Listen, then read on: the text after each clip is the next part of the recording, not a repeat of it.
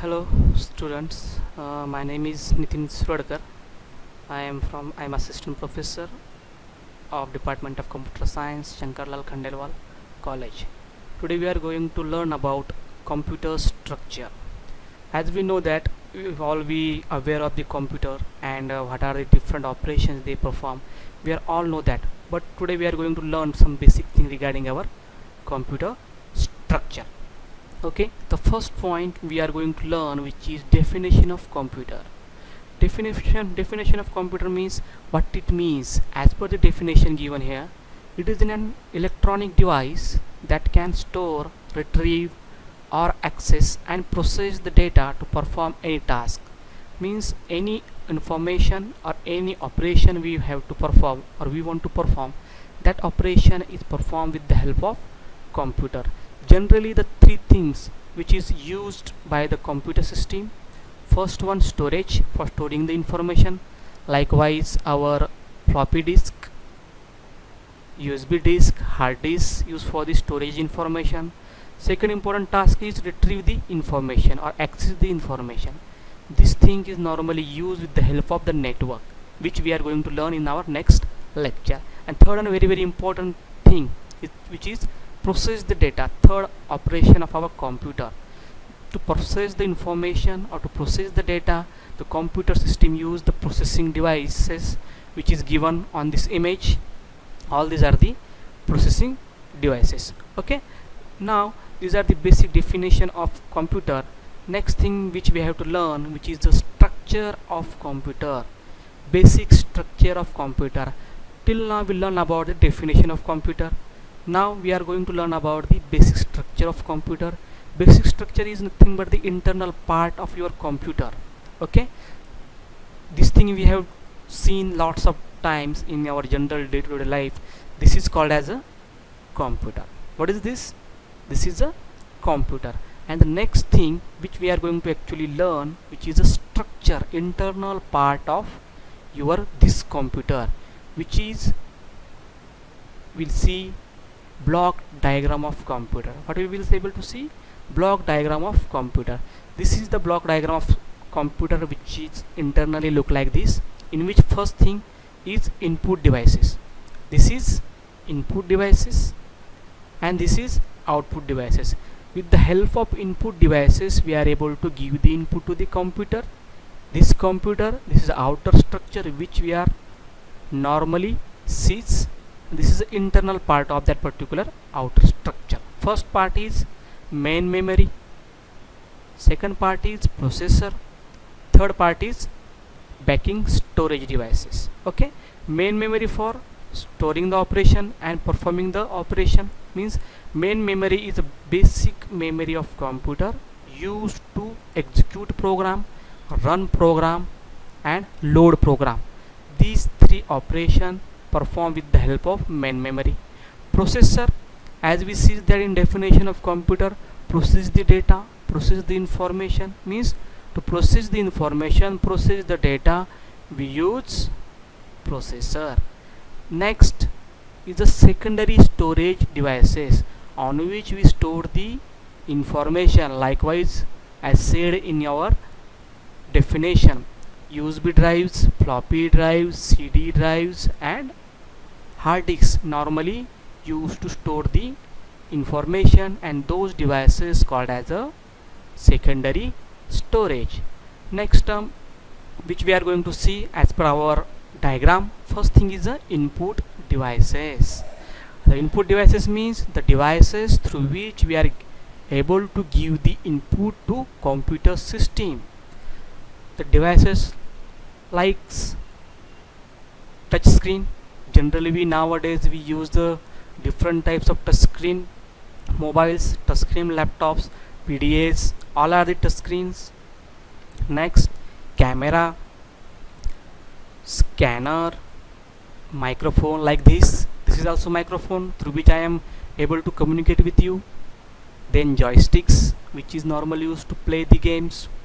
Keyboard and mouse are the basic one. Webcam, trackball, all are the input devices. With the help of these input devices we are getting the input to the computer system. Okay, this is the all these are the input devices. Next thing which we are going to learn, which is output devices. Friends, one thing very important to remember here, we are going to learn the basic structure of computer as you seen in that particular block diagram. First one input devices, then second one, last one is the output devices, and the middle one is memory, processor, and storage devices. Okay, next point, all these are the output devices. Output devices means whatever the input given to the central processing unit or particular middle part of your computer, that particular thing processes there and generates certain type of output, and that output is displayed with the help of these output devices. For example, speaker, if we plays any type of music, it will able to listen by the speaker. uh, then monitor, it will shows all these activity currently going on your particular computer system or laptop. Headphones are the type of speaker. Plotters, projectors, printers, all these are the some of the output devices through which we get the output. Understand, friends? Next thing, let's see which is the main memory.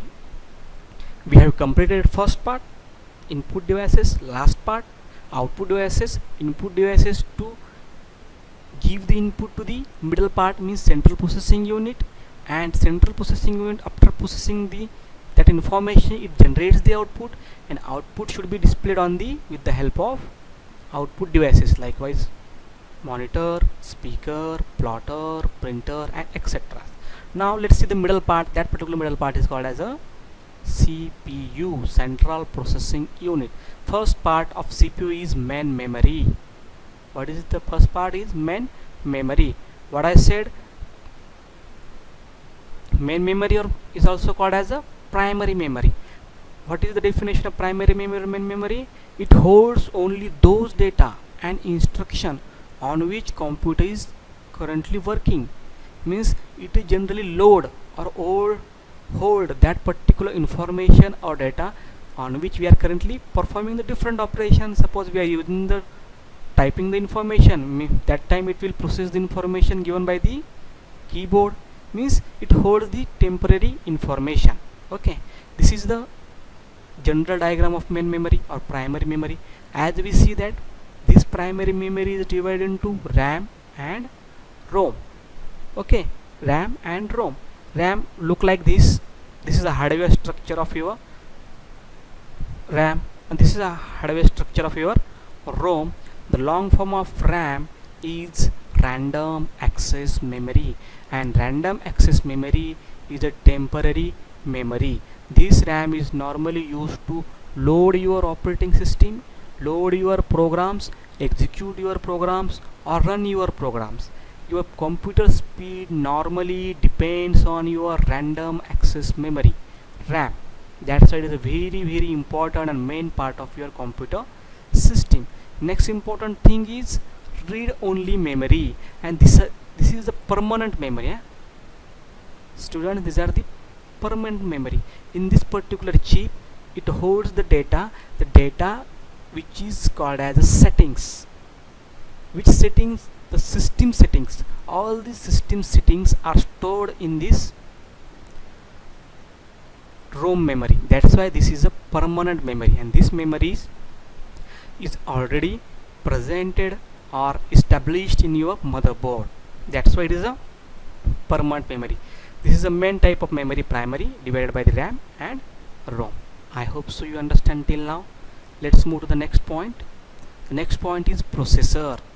Processor is nothing but the, as I said you, process the information, process the data, means whatever the information we give to the input devices, that information is provided to this CPU. This is the outer structure of CPU.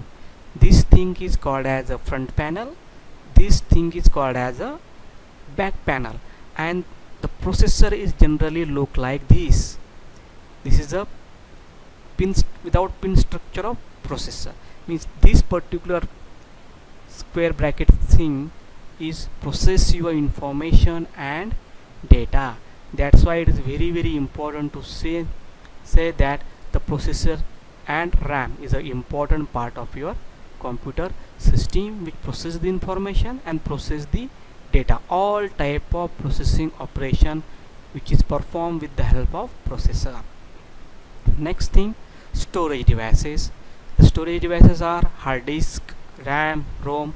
RAM is temporary, ROM is permanent, hard disk also permanent, and these things, RAM and ROM, are called as a primary storage devices, but hard disk, floppy disk, memory card, pen drive, CD, DVD, and tape are called as a secondary storage and permanent devices. With the help of these devices, we are able to store the information.